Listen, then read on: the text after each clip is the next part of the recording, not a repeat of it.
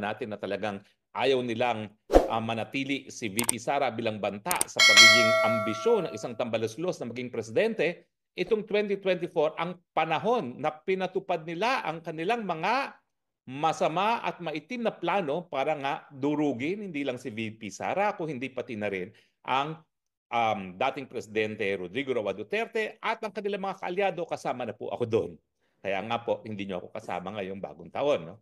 Pero sinimula ng taon na hindi naman tinanggap ng mga Duterte ang pag-isnab-isnab sa kanila noong 2023 ni Liza Marcos Araneta at yung pagpapalit ng isipan ng ating DOJ Secretary na magtulungan na sa ICC. 2023 pa po nangyari yun. No? Biglang nagkaroon ng anunsyo ang ating Secretary of Justice, Boying Remulla, na hindi lang pinag-aaralan ng pagbalik sa ICC, kung hindi pinag-aaralan nga yung pagtulungan sa ICC